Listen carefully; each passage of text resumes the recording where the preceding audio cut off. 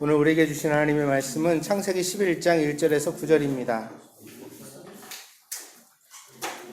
창세기 11장 1절에서 9절입니다.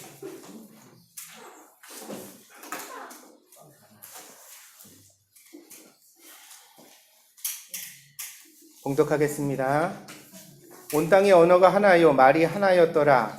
이에 그들이 동방으로 옮기다가 시날 평지를 만나 거기 거류하며 서로 말하되 자 벽돌을 만들어 견고히 굽자 하고 이에 벽돌로 돌을 대신하며 역청으로 진흙을 대신하고 또 말하되 자 성읍과 탑을 건설하여 그 탑 꼭대기를 하늘에 닿게 하여 우리 이름을 내고 온 지면에 흩어짐을 면하자 하였더니 여호와께서 사람들이 건설하는 그 성읍과 탑을 보려고 내려오셨더라.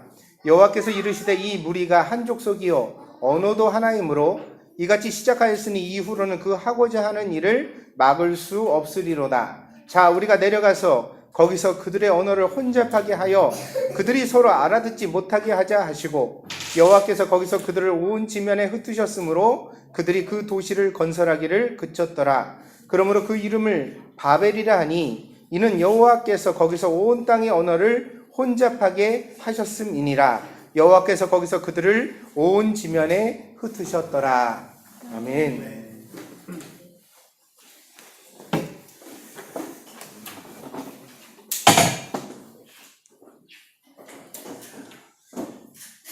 히브리어 요음은 하루를 의미합니다. 기억해둬야 될 단어입니다. 그러니까 하루를 히브리어로 뭐라고 그러냐? 요미라고 말합니다. 근데 그 의미에 대하여는 아직 깊은 논란이 있습니다. 왜 그런지 제가 설명을 드려보겠습니다. 창세기 1장을 보면 세상의 창조가 전체적으로 묘사됩니다. 근데 그 창조의 이야기를 가만히 보면 첫째 날 뭘 만드셨죠? 우리 주일학교 어린이들, 교회학교 어린이들 첫째 날 뭐 만드셨어요? 빛과 어둠. 그래서 빛을 뭐라고 부르셨어요? 낮이다. 어둠을 밤이다.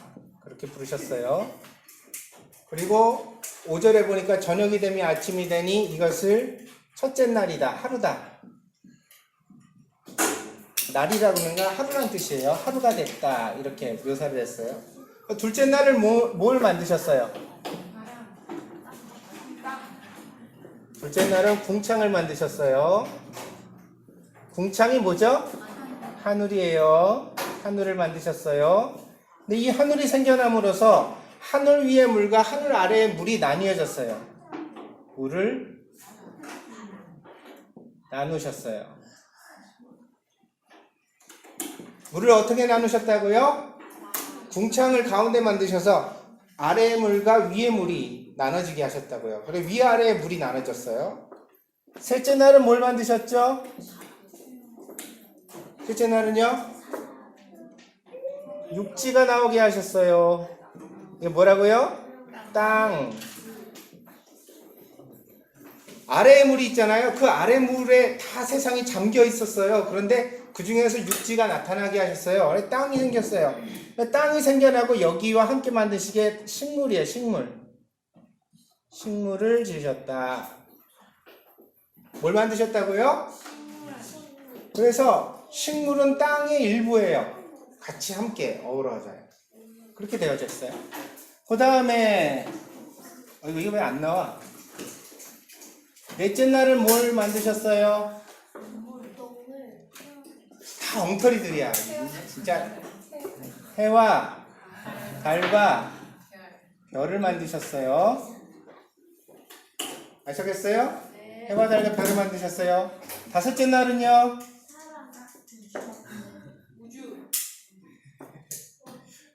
새와 물고기를 만드셨어요. 여섯째 날은요? 동물을 만드셨고, 땅의 동물이죠. 땅의 동물을 만드셨고, 그 다음에 사람을 만드셨어요. 제가 왜 이렇게 썼는지 필기했는지 아시겠어요? 이렇게 대꾸를 이루는 거예요. 잘 보세요. 낮과 밤이 생겨났잖아요. 그 낮과 밤이라는 것에 해와 달과 별이 있어요. 그 다음에 궁창이라는 게 하늘이거든요. 하늘이니까 새가 있고 물이 있으니까 물고기가 있어요. 땅이 있으니까 거기 동물이 있는 거. 그 다음에 사람이 지어지는 거. 그래서 요거는 뭐냐면 요건 그릇이에요. 첫째 날, 둘째 날, 셋째 날은 하나님이 그릇을 만드신 거예요. 왜냐면 그것을 뭔가를 잊기 위해서는 그 바탕이 필요한 거. 그 다음에 넷째 날, 다섯째 날, 여섯째 날은 내용을 만드신 거예요. 그리고 마지막 일곱째 날은 어떻게 하셨어요? 안식하셨어요. 안식. 안식이 뭐예요? 쉼. 그래서 이 안식은 하나님의 나라 천국을 상징해요. 그래서 히브리서에도 보니까 우리가 그 안식으로 들어간다 이렇게 말했어요. 그게 하나님 나라에 들어간다는 뜻이거든요. 그러니까 이 마지막 날 안식이라는 게 하나님의 나라인 안식을 뜻해요. 그러면 여러분 오늘 그래서 옛날에 유대인들은 뭘 지켰어요? 안식일을 지켰어요. 하나님의 나라를 기념하면서 하나님이 세상을 창조하셨구나. 안식일의 의미가 뭐냐면 쉰다는 게 아니에요. 쉬면서 뭘 확인하는 거예요? 하나님이 나를 만드셨어. 하나님이 세상을 만드셨어. 아멘? 그래서 구약시대까지는 하나님이 어떤 이름이 제일 중요하냐면 창조주라는 이름이 제일 중요하신 거예요. 하나님이 온 세상을 만드신 분이다. 이렇게. 그런데 그럼 오늘 우리 그 주일을 지키잖아요. 그죠? 오늘 여러분의 이 날이 그럼 안식일이에요? 아니에요? 안식일이에요? 아니에요? 아니에요. 원래 안식일은 토요일이었어요. 이게 토요일 날 끝나는 거예요. 그러면 무슨 날로 시작해요? 일요일 주일날로 시작해요. 이게 일, 월, 화, 수, 목, 금 이렇게 해가지고 일요일 날로 시작해요. 이게 지금의 주일이에요. 주일. 이 창세기 1장을 알면 성경 전체에 대한 맥락을 이해하게 되는 거예요. 왜냐하면 구약시대 하나님이 세상을 만드시고 그 창조 속에서 안식을 누리기를 원하셨어요. 사람들이. 사람이 죄를 지었죠. 죄를 지면 어떻게 된 거예요? 세계가 타락했어요. 하나님의 영광에서 떠났어요. 우리가 비참해졌어요. 불행하게 됐어요. 이 불행하게 된 사람을 하나님이 포기하셨어요? 포기하지 않으셨어요? 포기하지 않으셨어요. 그래서 어떤 일이 생겨요? 예수님이 금요일날 십자가에 못에 박히시고 일요일날 아침, 주일날 아침에 부활하시게 되는 사건이 생겨요. 이것은 무슨 이야기냐면 하나님이 새로운 창조를 시작하셨다는 거예요. 이 창조가 타락으로 말미암아 비참해졌는데 그 비참해진 창조를 다시 회복하는 사건을 시작하셨다는 거예요. 그래서 그걸 우리가 뭐라고 불러요? 구속이라고 부르는 거예요. 구속이라는 게 뭐죠? 죄를 용서하고 다시 회복시킨다는 것이에요. 그러니까 비참해진 사람들을 다시 구원하시겠다는 사건이 시작된 거예요. 그래서 우리는 안식일이 아니라 주일날에 다시 예배를 드리면서 기념하는 거예요. 우리가 기념하는 건 뭐예요? 창조한 세계가 아니라 앞으로 다시 회복될 세계예요. 그래서 신약 시대는 달라진 거예요. 기념의 관점이. 구약에는 뭘 기념했다고요? 창조를 기념했다고요. 신약에는 뭘 기념한다고요? 앞으로 하나님이 우리를 회복하실 것을 기념한다고요. 믿음으로 미리 바라는 거예요. 그러면 이 주일날의 마지막은 뭐가 되겠어요? 이 창조는 하나님이 시작하셨으면 끝을 보겠죠. 거기 창세기 1장에 나와 있어요. 뭐래? 하나님이 빛과 어둠을 나누시고 이렇게 해서 마지막에 뭐에 이르게 하신다? 안식에 이르게 하신다. 그러면 이 주일날 뭐가 생겨났어요? 교회가 생겨났어요. 그 교회가 나중에 어디로 가는 거예요? 하나님의 안식인 천국으로 가는 거예요. 하나님 나라로. 이게 역사의 과정이라는 거예요. 교회 자체가 지금 우리가 모이는 것이 중요한 게 아니에요. 우리가 이 모임을 통해서 지향하는 바가 뭐냐? 결국은 우리가 다 함께 믿음을 통해 하나님의 나라에 함께 들어가는 것을 힘쓰는 것이다. 아멘? 그래서 우리는 그 창조의 날들을 새롭게 살아가고 있는 거예요. 그래서 이단들이 와서 자꾸 이렇게 공격을 해요. 야, 니네는 구약에 안식일이 있는데 왜 그거 안 지키고 니들 마음대로 썬데이를 지키냐? 썬데이는 옛날 태양신 숭배하던 날 아니냐? 로마 제국에서 다 그랬다고 그러는데 니들 그래 잘못된 거다. 비성경적이다. 이렇게 얘기를 한다고. 이 사람들 말이 옳아요? 틀려요? 우리는 월, 화, 수, 목, 금, 토, 일 날짜를 지키는 게 아니에요. 우리는 성경에 나와 있는 메시지를 지키는 거예요. 그 메시지가 뭐냐? 예수님께서 주일날 부활하심으로 우리에게 구속의 사건을 가르쳐 주셨다. 그래서 장차 하나님의 나라에 우리가 회복되어 들어가게 될 것을 기대하면서 예배드리고 살아가는 것이다 라는 신앙의 내용을 가지게 됐다는 것입니다. 그런데 제가 맨 처음에 뭘 알아야 된다고 그랬어요? 히브리어 욤이라는 말, 하루라는 말의 의미를 이해해야 된다고 말씀을 드렸어요. 근데 여기 보세요. 여러분, 하루가 뭐예요? 여러분의 하루가 어떻게 만들어져요? 시계가 한 바퀴 돌면 24시간 돌면 하루예요? 그 하루는 어떻게 해서 생겨나게 됐죠? 원인이? 지구가 한 바퀴를 도는 자전을 통해서 생겨나잖아요. 그럼 그 한 바퀴를 도는 자전이 365일 모이니까 1년이라는 사계절이 완성돼서 순환하게 된 것을 우리가 알게 됐죠. 그래요, 안 그래요? 그래서 하루라는 것은 지구와 태양 사이의 상호작용을 통해서 작동한 시간의 개념이에요. 이해하세요, 안 하세요? 이해되죠? 그러면 언제 만들어져요, 하루가? 넷째 날 만들어지잖아요. 해와 달과 별들이 이때 생기는데 어떻게 그 전에 하루가 있을 수 있냐는 거예요. 그런데 하나님은 뭐라고 말씀하세요? 창세기 1장 5절에 저녁이 되고 아침이 되니 이게 첫째 날 하루였다 이렇게 말씀하세요. 그럼 해와 달과 별이 생겨나기 전에 이미 하나님이 하루라는 개념을 가지셨다는 거예요. 그러니까 이 욤이라는 하루는 우리가 현재 알고 있는 24시간의 개념으로 이해할 수 있어요, 없어요? 없어요. 그걸 넘어서는 초월적 개념이에요. 우주적인 개념이에요. 태양계만 벗어나도 하루가 없잖아요, 인간에게는. 인간에게는 그것을 원자시계로 따로 따져가지고 하루를 만들어낼 수밖에. 이게 인간의 창의적 시간이에요. 인간이 약속한 시간이라고요. 원래는 그게 있는 게 아닌 거예요. 그런데 하나님이 그러한 인간의 시간 이전에 하루를 가지고 계셨다는 거예요. 먼저 만드셨다는 거예요. 그럼 이 욤이 도대체 얼마의 시간이냐, 어떤 것이냐라고 우리가 확실하게 정의를 내릴 수가 있어요, 없어요? 없어요. 이건 하나님적 시간이에요. 이 욤이라는 시간을 우리가 정의 내릴 수가 없어요. 그래서 베드로후서 3장 8절에 보니까 사도 베드로가 편지를 쓰면서 뭐라고 말했냐면, 사랑하는 자들아, 주께는 하루가 천년 같고 천년이 하루 같다는 이 한 가지를 잊지 말라 그랬어요. 뭐라고요? 하루가 어떻다고요? 천년 같고 천년이 하루 같다. 어떻게 그럴 수가 있죠? 그럴 수가 있죠. 여러분, 영화 속에서 슈퍼맨이라는 영화 보셨어요? 네. 1탄에 보면 마지막에 사랑하는 사람이 죽고 나니까 슈퍼맨이 지구를 거꾸로 막 돌아가지고 지구 자전을 거꾸로 돌려버린대. 그렇게 죽은 사람도 살아나고 무너졌던 건물도 다시 되돌아가. 왜 이런 상상을 할까요? 이거는 인간이 할 수 없는 일이기 때문에 영화적 상상으로 그렇게 만들어내는 거예요. 그러면 슈퍼맨, 상상 속의 슈퍼맨도 하는 일을 하나님은 하실까요? 못하실까요? 우주를 만드신 창조주가.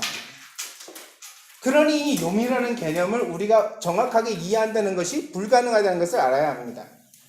오랜 세월 성서학자들과 고고학자들은 서로 논쟁을 계속했습니다. 왜냐하면 성경에 나오는 모든 족보를 다 연대를 합쳐보니까 어느 정도 나오냐면 한 아담이 지금부터 한 5,000년이나 6,000년 전쯤에 있었어야 돼요.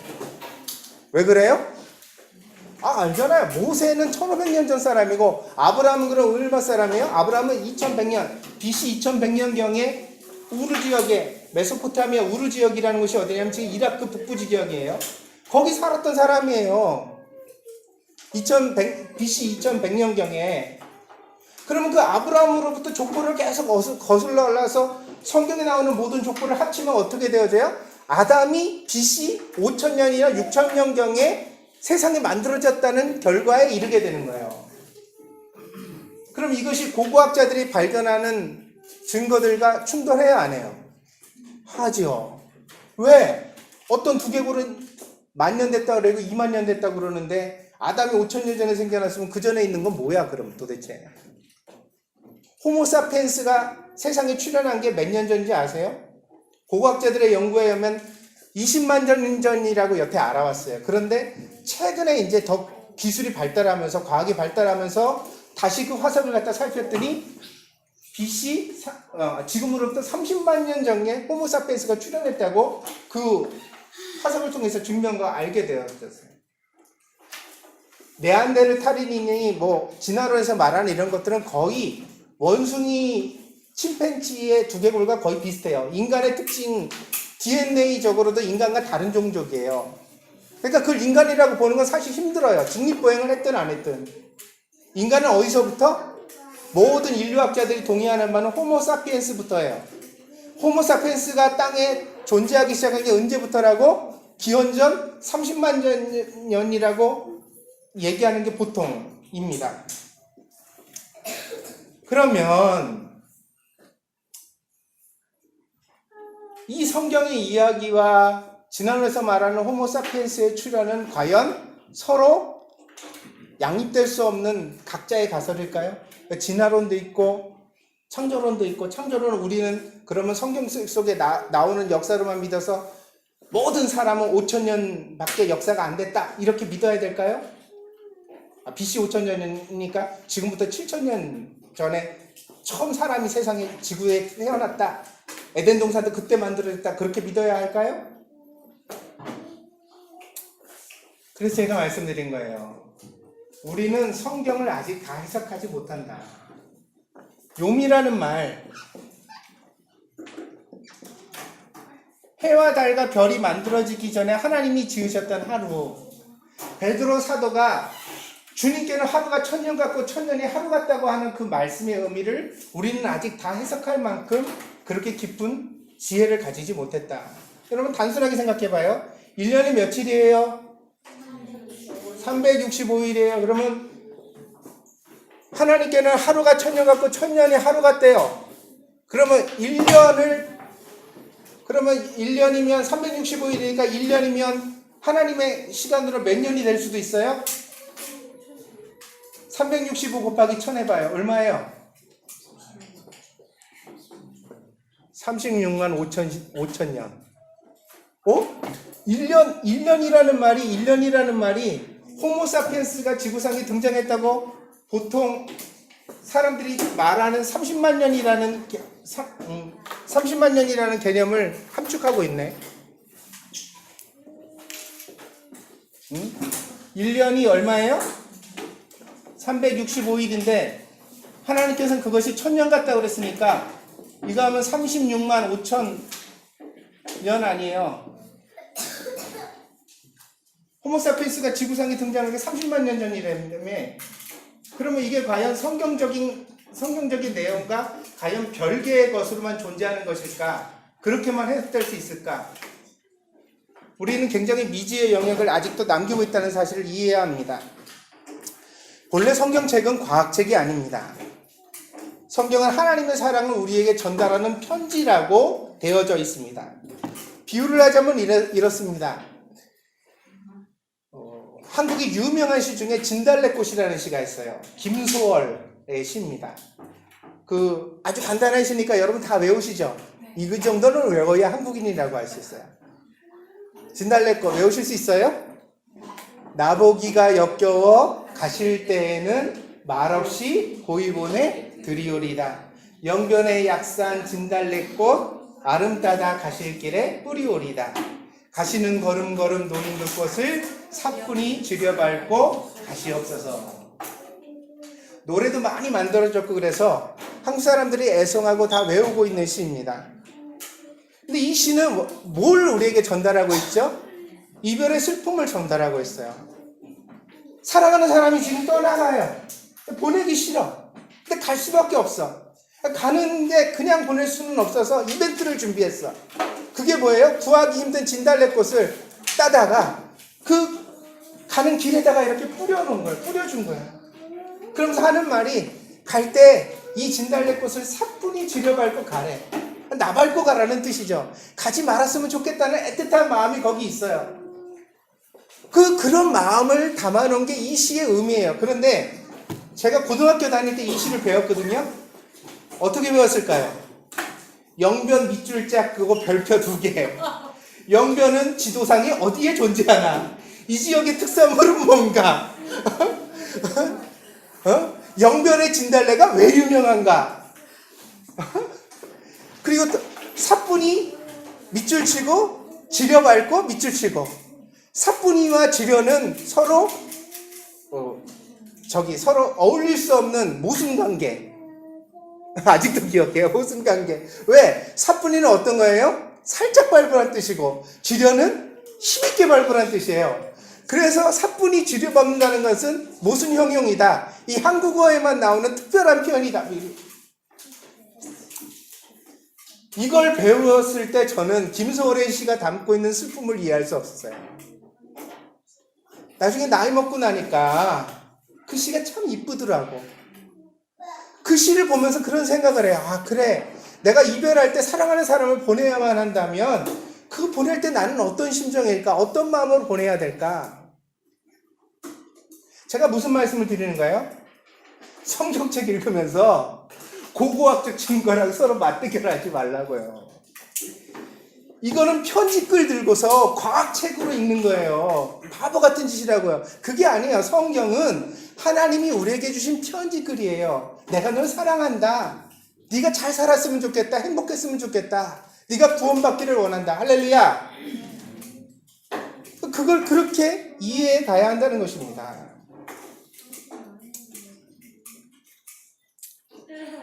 그래서 성경에서 공룡이 왜 보이지 않는지, 호모사피엔스의 화석이 30만 전에도 있었다는데 성경은 그것에 대하여 어떻게 말해주는지 이해하고자 한다면 앞으로도 계속 궁금해야 할 겁니다. 무슨 얘기냐면 그것에 대한 명백한 대답을 우리는 성경에서 구할 수는 없어요. 제가 한 가지 얘기 드리면, 이 다음에 하나님 나라에 가서 예수님한테 물어봐요. 무릎에 앉아서. 아멘? 예수님, 도대체 제가요, 제 인생이 100년밖에 안 돼가지고요, 오래 살지를 못해가지고 내가 옛날 일을 잘 모르는데, 예수님 진짜 옛날에 공룡이 있었어요? 없었어요? 만드신 거예요? 안 만드신 거예요? 물어봐요.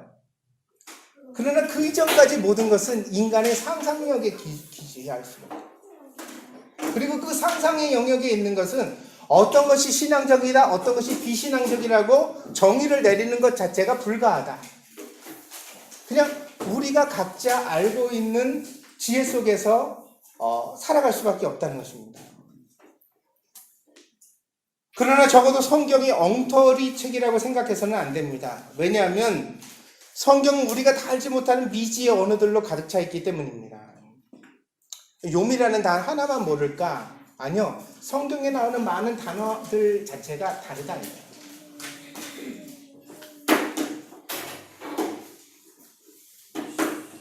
조그만 꼬맹이랑 둘이 앉아서 밥을 먹는데 엄마가 한숨을 팍 쉬었어요. 애기가 그래요. 엄마, 왜 그래? 우리 집에 부채가 많아서 엄마가 요즘 속이 탄다. 그런 얘기. 엄마, 우리 부채 많아? 우리 선풍기 있는데 왜 부채 많아? 이 아이의 언어로 부채는 바람이 일으키는 물건이에요. 그거를 나이가 그래도 한 20살 넘어봐야, 이거 우리 집에 은행에서 돈을 얻었고, 아는 집에도 돈을 얻었고, 이렇게 우리 집이 힘들구나. 이걸 이해할 수 있는 수준이 되지. 그렇지 않아요? 그러니까 우리가 인간이라는 것이 점점 과학이 발달하고 지식의 수준이 높아져 가면서 하나님이 창조한 세계에 대한 이해를 넓혀간단 말이에요. 그러니까 조금씩 더 이해할 수 있게 되는 거야. 그렇다고 해서 우리가 하나님이 세상을 만드신 것처럼 세상을 이해할 수 있겠는가? 단번에 우주는 이렇게 생겼어. 빅뱅이야. 그게 정확하냐고요? 그럴 수 없죠. 아무도 거기 이르러 본 사람이 없기 때문에. 그러니까 우리는 무지에 대한 겸손함을 배워야 된다. 우리가 모른다는 사실을 알아야 된다. 아멘? 소크라테스가 그랬죠. 너 자신을 알라고. 너 자신을 알라는 게 나에 대해서 내 얼굴을 알라는 거예요? 아니요. 내가 모른다는 사실을 알라는 거예요. 제발 그걸 좀 인정해라. 거기로부터 지혜가 출발한다. 그러니까 기독교인인 우리들도 세상 사람들이 물을 때 뭐라고 물으면 그것에 대해 내가 확실하게 모릅니다 라고 대답할 줄 알아야 됩니다. 믿습니까? 근데 이렇게 겸손하게 대답할 줄 모르는 대표적인 부류가 목사예요. 목사는 다 아는 것 같거든. 그게 막 성도들한테 막 믿음을 강제로 찌그려 넣으려고 그래. 그건 이렇게 된 거고 이렇게 믿어야 돼. 이렇게 이게 성경적이야. 뭐가 성경적이냐고. 200년 전에는 태양이 지구를 중심으로 돈다고 믿었는데, 그걸 성경적이라고 주장했는데, 모든 제사장들이 저 신부들이, 목사들이 다 그랬는데, 그러니까 우리는 모르는 게 많은 거예요. 그걸 인정해야 합니다. 믿습니까? 그리고 겸손하게 하나님을 믿어감으로 증명해야 합니다. 그러니까 우리는 지식으로 하나님을 증명하는 게 아니라 내가 하나님 앞에 겸손하게 살아가는 삶을 통해서 세상 사람들이 나에게서 하나님의 마음을 느낄 수 있도록, 인격을 볼 수 있도록. 믿습니까? 남편이 교회 안 나오고 부인이 교회 안 나오는 집들 보면 왜 이렇게들 싸워? 싸우는 것도 뭐냐? 성경 들고서 상대를 굴복시키려고. 당신이 하는 그 진화는 가짜야, 거짓말이야. 막 그러고 삿대질하고 막 논쟁을 일삼고 그렇게 싸워요. 난 싸움에서 져가지고 교회 나왔다는 사람을 본 적이 없어요. 믿습니까? 그러니까 어때요? 우리가 좀 져주고 손해보고 그러면서도 상대에게 감동을 주고 어떻게 하면 상대에게 하나님을 보여줄 수 있을까? 노력해 가야만 합니다. 오늘 본문에는 시나이 평지에 세워진 탑의 이야기가 나옵니다. 우리는 이 탑을 바벨탑이라고 부릅니다. 근데 바벨이라는 말은 혼돈이란 뜻이에요. 근데 이것은 이후에 이 메소포타미아 지역의 거대한 제국이 되었던 바벨론 제국을 또한 의미를 해요. 그래서 이 바벨론 제국은 아주 유구한 그런 역사적 전통의 맥락을 가지고 있습니다. 그리고 여기 나오는 탑이라는 말은 본래 망대가 아닙니다. 망대로는 원래 하늘 꼭대기 닿을 수가 없죠. 아무리 높이 올라가도 밑이 허술한데 어떻게 그렇게 높은 건물을 짓습니까? 그래서 오늘 본문에 나오는 바벨의 탑은 도시입니다. 거대한 도시를 만들고 그 도시가 조금씩 올라가가지고 마침내 하늘 꼭대기까지 이르게 하는 거대한 탑이 되도록 쌓겠다는 비전을 가진 것입니다. 롯데가 잠실에 세운 롯데 월드타워가 지하 8층, 지상 123층이라고 합니다. 높이가 얼마일까요? 5에다 맞췄어요. 555.65m. 5로 통일을 하려고 했는데 마지막은 어떻게 65m가 됐더라고요. 555.65m. 그게 지금 한국에서 제일 높은 건물입니다. 그런데 곧 한국에서 더 높은 건물이 만들어진대요. 뭘까요? 현대자동차가 짓고 있는 GBC라는 건물입니다. 글로벌 비즈니스 센터라는 건물인데 이걸 삼성동에다가 지금 짓고 있는데 아직 공군 비행기가 날아가는 거에 방해가 될지 모른다고 딴지를 걸어가지고 공군 때문에 허가가 다 되지는 않았어요. 근데 설계한 것만 보면 어떻게 되냐면 층수는 더 낮아요. 105층짜리예요. 근데 높이는 569m. 그래서 지금 한국에서 제일 큰 건물, 더 또 웅장하고 큰 건물을 현대가 짓고자 하고 있습니다. 이런 건물은 그 자체가 하나의 도시입니다.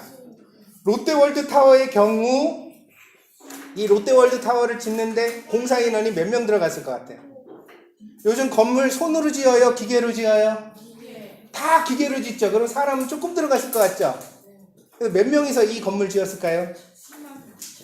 77만 6천 명이 동원됐대요. 77만 6천 명이 공사인원으로 동원돼서 113층짜리 건물을 올렸어요. 그러면 이렇게 만들어진 롯데월드타워에는 하루에 몇 명이나 사람이 거기를 지나갈까요? 그 건물에 사람이 얼마나 들어갈까요? 하루에.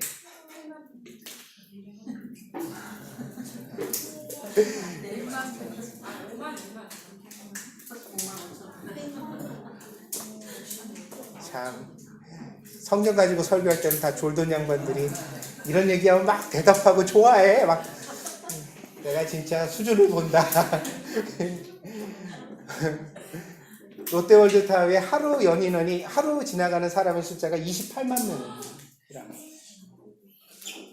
그러니까 여러분 이 건물이 도시가 돼요, 안 돼요? 되죠. 웬만한 지방 도시보다 거기 지나가는 사람이 훨씬 더 많아요. 바벨탑이 뭐라고요? 망대가 아니에요. 그때 당시 모든 사람들이 함께 모여 살 수 있는 거대한 도시를 하늘에 닿도록 지었던 거예요. 그럼 여러분 묻죠? 이 바벨탑이 언제 만들어졌을까요? 시기는? 제가 아까 앞에서 힌트를 좀 드렸어요. 아브라함이 BC 몇 년경 사람이라고요? 2100년경 사람이라고. 근데 그 아브라함으로부터 얼마 전에 이 바벨탑 사건이 있었어요.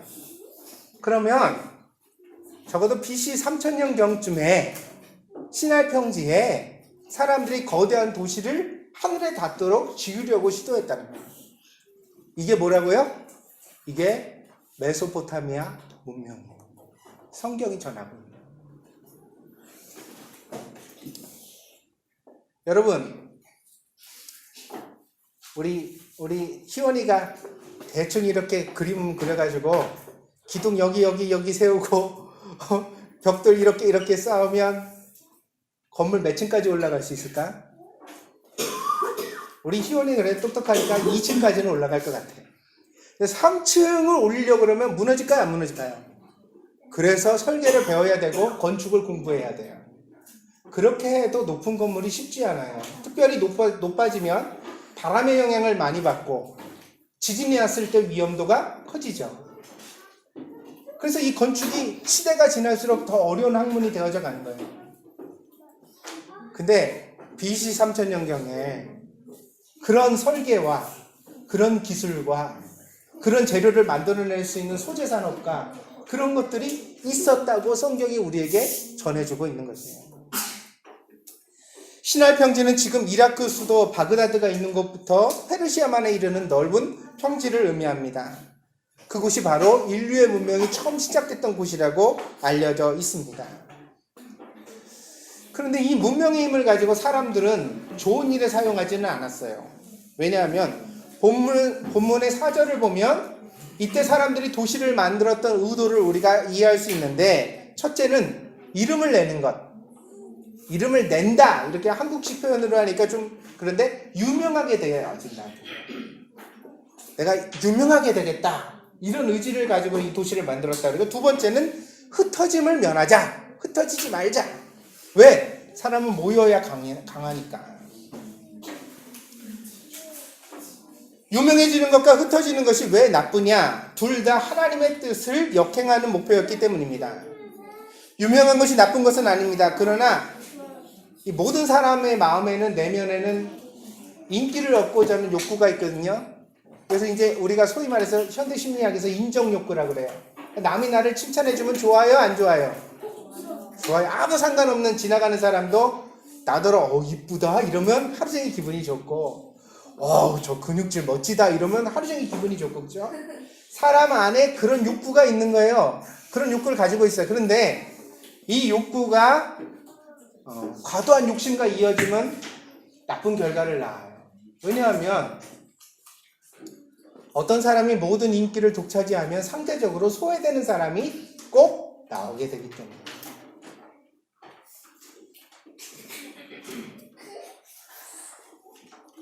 그래서 유명하게 되는 것이 어떤 사건의 결과일 수는 있습니다. 그러나 유명하게 되는 것 자체가 목적이 되면 잘못된 결과를 만들어내기가 쉬워요. 내가 내 하는 일을 막 열심히 해요. 음악을 막 열심히 하든 운동을 막 열심히 해요. 그래서 내가 좋은 결과를 만들어서 그랬더니 사람들이 나를 알아보게 돼요. 그러면 어때요? 그 결과가 당연하게 따라오는 거고 좋을 수 있어요. 그런데 어떤 게 나쁜 거냐면, 나 유명하게 돼야지. 나는 사람들이 나를 알아봐주는 게 좋아. 나는 내가 사람들한테 좀 영향을 끼쳤으면 좋겠어. 어떻게 해야 될까? 운동을 해볼까? 운동을 했더니 잘 안 돼. 그럼 이걸 해볼까? 사람이 유명하다는 거, 인기를 얻으려는 것을 목적으로 삼을 때 사람은 타락하기가 쉬워진다는 거예요.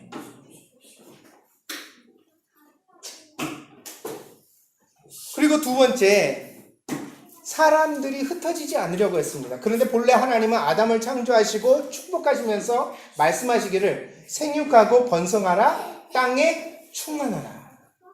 땅에 충만하라는 것은 땅을 가득 채우라는 뜻입니다. 사람들이 온 땅에 널리 퍼져서 그 모든 땅들을 이롭게 하도록 하는 것이 하나님의 원래 창조의 계획이었어요. 그런데 사람들이 모여 살기를 바랬다는 거예요. 그러면 이렇게 모여 살게 된 것은 자발적일까요? 제국의 탄생은 절대로 자발적일 때가 없습니다. 여러분, 왜 오늘날에도 점점 도시화가 진행되죠? 왜 농촌의 사람들이 안 살아요? 농촌이 건강에 좋아요? 도시가 건강에 좋아요? 맑은 공기 어디 있어요? 에? 농촌에 있잖아요. 땅에서 열심히 노동해서 먹고 살고 그러면 거기가 훨씬 더 살기가 좋은 사람의 친근한 친환경적인 곳이잖아요. 근데 왜 점점 사람들은 도시로 몰려들죠? 왜 그래요? 왜 여러분들 도시에서 살고 있어요, 현재? 모든 재화와 서비스와 모든 좋은 것들이 도시로 집중돼서 시골이 소외되기 때문이잖아요.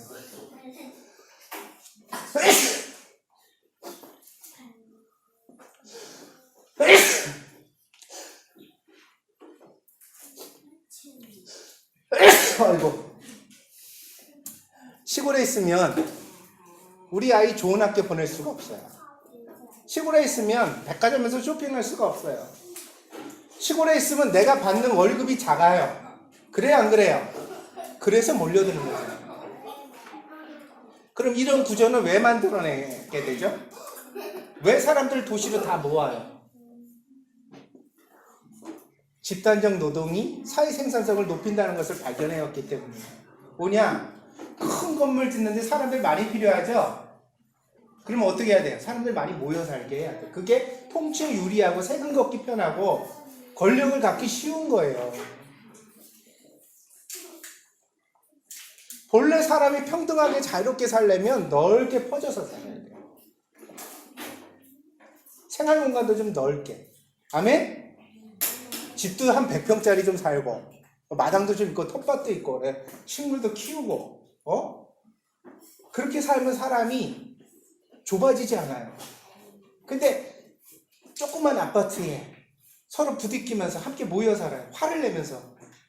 요즘 젊은 애들이 왜 마음이 좁아요? 노동 현장 속에서 계속 인격적으로 부딪히면서도 참아야 된다는 강박증에서 살아가니까 그런 거예요. 응? 나랑 얘랑 성격이 완전히 달라. 그런데도 둘이 같이 지내야 돼. 왜? 같이 알바해야 되니까.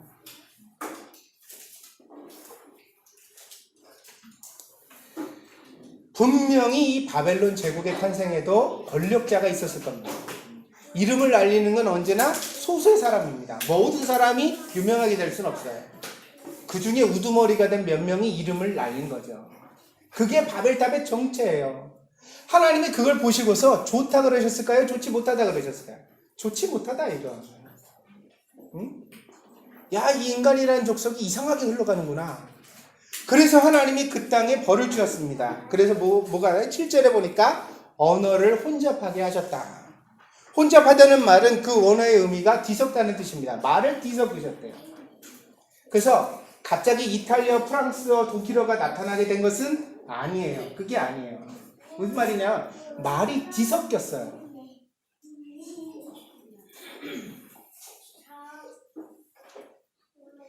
오늘날 지구상에는 약 7,000개의 언어가 있다고 합니다.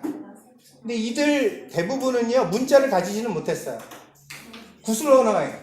말은 있는데 문자는 없어. 이런 언어는 점점 그 종족이 사라져가면 언어도 어떻게 될까요? 소실돼서 사라져요. 그래서 언어는 더 분화돼서 많아지고 있을까요? 아니면 언어는 점점 더 없어지고 있을까요? 언어는 점점 더 없어지고 있어요. 7,000개 언어가 점점 줄어들어요. 또 요즘 어때요? 우리가 아이들 뭐 가르치려고 그러죠? 영어 가르치려고 그러잖아요. 여러분 영국 사람이에요? 미국 사람이에요? 근데 왜 영어 가르쳐요? 왜요? 세계 어딜 가도 그 말이 통한다고 우리가 알게 됐기 때문이에요. 그걸 언어가 그렇게 하나로 통일돼 가는 거예요.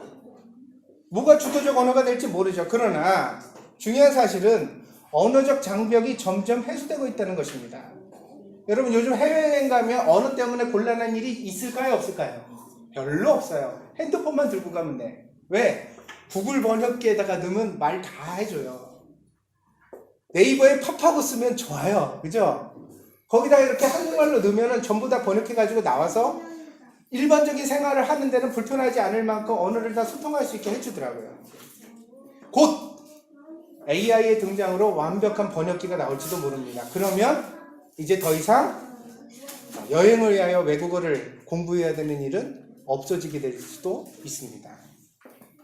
그러면 이제 언어적 장벽이 그렇게 무너지니까 그럼 우리는 조금 더 잘 소통하게 될까요? 이제 남의 말을 다 알아들을 수 있을까요? 사람이 사람의 말을 못 알아듣는 것은 단순한 언어 체계 문제는 아닙니다. 여러분 당장 내 식구 말이 안 들리잖아요. 엄마가 욕실에서 애한테 씻고 나서 나왔는데 타월이 없어요. 얘 철수야! 여기 타월이 없다. 얘 엄마 씻게 수건 좀 가져와! 이렇게 했어요. 철수가 알아들었을까요? 못 알아들었을까요? 힌트. 철수는 지금 닌텐도를 듣고 게임을 하는 중이었어요. 못 알아듣죠. 못 알아들어요.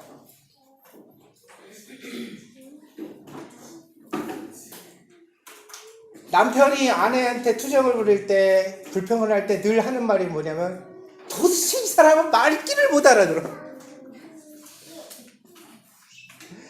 아내도 남편을 보면서 속상해하는 바가 뭐냐면 저 사람은 도대체 내가 말을 해도 기뚱으로 듣는지 내 말을 몰라.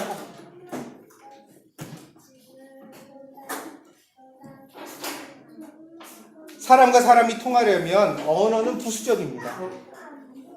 왜 그걸 알 수 있느냐? 요 꼬맹이들 데리고 놀이터에 한번 가보세요. 아주 어린애들 말해요 못해요?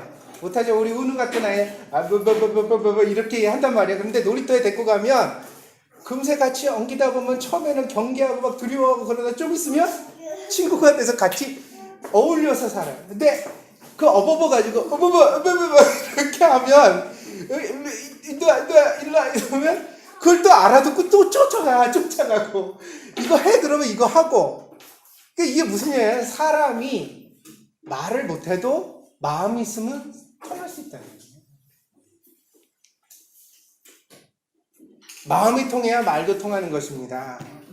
바벨은 언어가 갈라진 기원을 우리에게 말해주고 있는데 이 기원에서 혼잡해진 것은 말이 아닙니다. 사실은 우리의 마음입니다. 단어가 뒤섞였대요. 중요도가 달라요.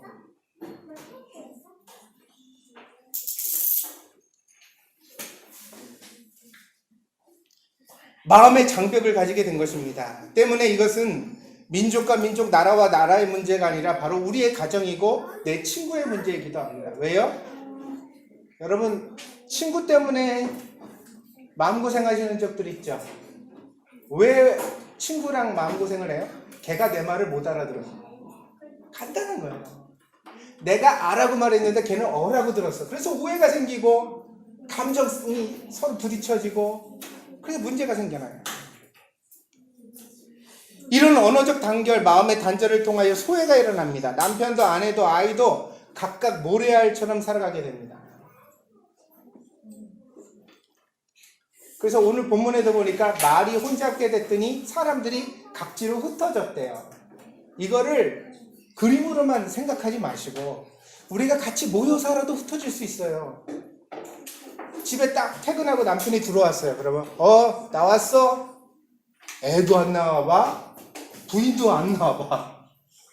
누가 왔는지 안 왔는지 그 방 안에서 가만히 있다. 왔어? 씻어? 밥 줄게?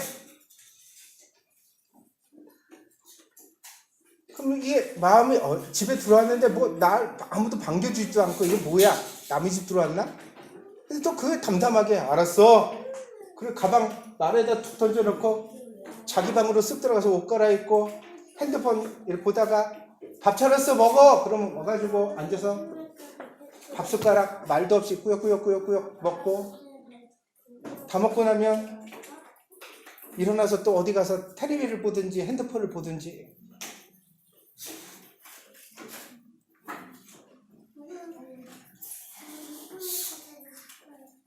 애가 학교 갔다 왔어요. 엄마한테 엄마 오늘 학교에서 누가 나를 뒤통수를 때렸는데 내가 걔한테 어떻게 했고 선생님이 뭐라 그래가지고 아유 귀 아파 시끄러 너 좀 조용히 해. 그러면 행복한 집이에요. 아멘. 애가 들어왔는데 가방 툭 던지더니 한숨 피. 오늘 무슨 일 있었어? 없어. 몰라. 묻지 마. 귀찮아. 핸드폰만 봐.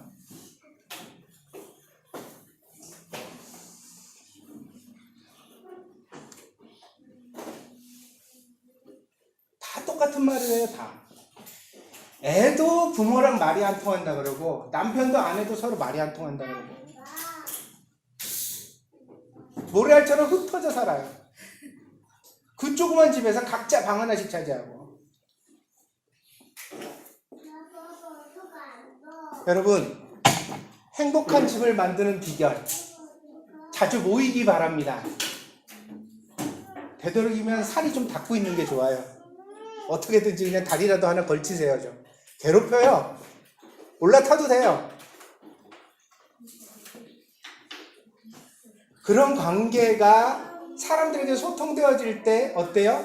사람과 사람 사이에 담이 허물어지고 말이 나오게 되어집니다. 성경은 쌍이 있습니다. 그렇다면 바벨탑 사건의 쌍은 어디일까요? 바로 사도행전 2장에 나오는 오순절 성령 강림의 사건입니다. 마가의 다락방에 예수님의 제자들이 모여 있다가 성령을 받고 방언의 은사가 임했습니다. 이들은 당시 예루살렘에 모여들었던 순례자들에게 가서 각각 그 지방의 언어로 복음을 전했습니다. 그래서 이 흩어졌던 사람들이 함께 마음을 같이하여 만들게 된 것이 교회입니다. 그 교회의 첫 번째 의미가 뭐예요? 언어적 통일성이에요. 왜 그래야만 하죠? 교회는 왜 언어적 통일성을 가져야만 하나요? 하나님의 말씀을 들어야 하니까. 아멘? 들어야 되는 거야. 들어야지. 성경은 권력과 명예가 사람들을 흩어지지 않게 하는 것이 아니라 바로 은혜가 사람들을 흩어지지 않도록 모이게 만든다고 가르쳐줍니다. 교회는 하나입니다. 우리는 그것을 우주적 교회라고 말합니다. 미국의 교회와 유럽의 교회와 아시아의 교회가 다른 것이 아닙니다. 이 모든 교회는 궁극적으로 그리스도를 머리로 하는 하나입니다. 마찬가지로 과거의 교회와 오늘의 교회와 미래의 교회도 하나입니다. 오늘날 세대 차이가 심각하잖아요. 젊은 아이들은 나이 든 사람들을 꼰대라고 말하고 서로 어울리지 않으려고 벽을 쌓아요. 담을 쌓아요. 근데 이것은 흩어지는 세계, 바벨의 세계란 말이에요. 교회는 어떠해야 돼요? 그걸 하나로 모두해야 돼요. 젊은이가 꿈을 꾸고 노인들도 꿈을 꾸고. 할렐루야. 그래서 서로 간에 소통하고 얘기하고 마음이 통하고 대화가 되어지고, 그래서 우리가 한 마음을 가지고 함께 걸어가는 거예요. 어디로? 하나님의 나라로. 여기 설명한 대로 지금 이제 예수 그리스도를 통하여 새로운 창조가 시작된 거예요. 어디를 향해서? 안식이라는 최종적 목표, 하나님의 나라를 향하여 우리가 함께 손잡고 나아가는 거예요. 세상을 채워가는 거예요.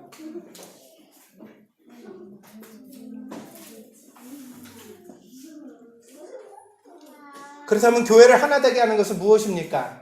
은혜입니다. 하나님의 사랑과 용서만이 흩어지고 상처받은 사람들을 하나로 만들어줍니다. 교회도 가정도 마찬가지입니다. 은혜를 구하십시오. 여러분의 인생에 바벨탑을 쌓지 마십시오.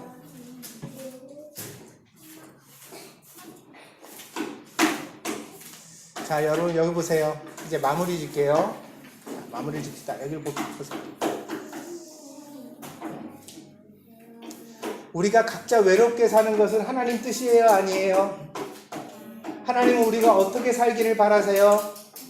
서로 대화하고 행복하게 같이 웃으면서 살기를 바라세요. 믿습니까?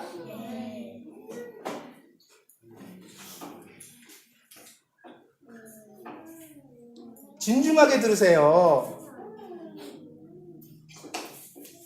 삐지고 화내고 분노하고 혈기내고 미워하고 사는 거 하나님이 원하시는 게 아니라고요. 신앙생활의 가장 근간은 내 삶의 현장을 하나님의 나라로 만드는 거예요. 믿습니까? 네.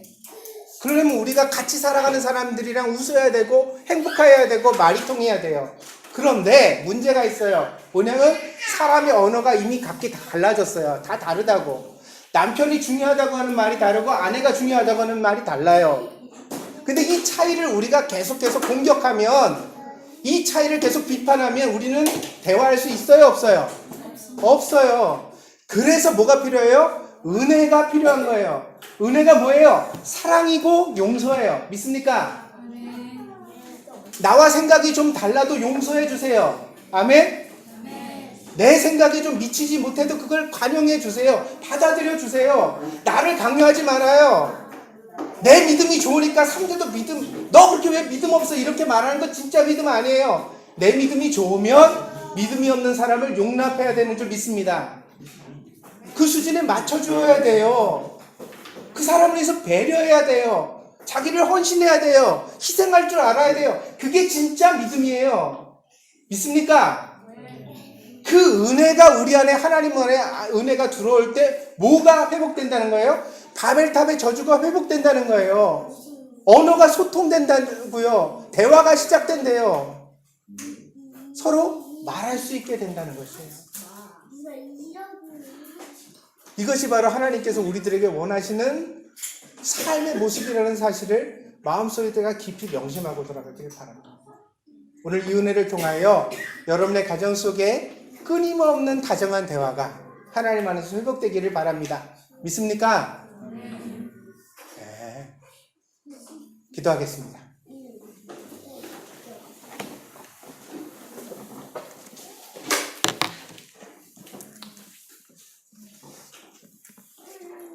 하나님의 사랑이 우리 안에 열매 맺게 되기를 원합니다. 하나님이 내게 허락하신 소중한 사람들을 사랑하고 섬기기를 원합니다. 단절된 마음의 담을 허물고 서로 대화하게 되기를 원합니다. 상대방의 말이 내 마음에 들려지기를 원합니다. 무엇을 아파하는지, 무엇을 힘들어하는지, 어떤 것을 간절히 바라는지 우리가 서로 관심을 가지고 알게 되기를 바랍니다. 우리가 서로 이렇게 사귀어 갈 때 비로소 서로 진실하게 기도해 줄 수 있는 그런 가정, 그런 교회가 될 줄 믿습니다. 하나님, 우리 동경드림교회 언어를 회복시켜 주시옵소서. 대화할 수 있게 하여 주옵소서. 서로가 서로에게 의미 있는 사람이 될 수 있도록 하나님 은혜 가운데 저희들을 인도하여 주시옵소서. 하나님 함께 하시길 간절히 원하오며 모든 말씀 예수님의 이름으로 기도하였습니다. 아멘.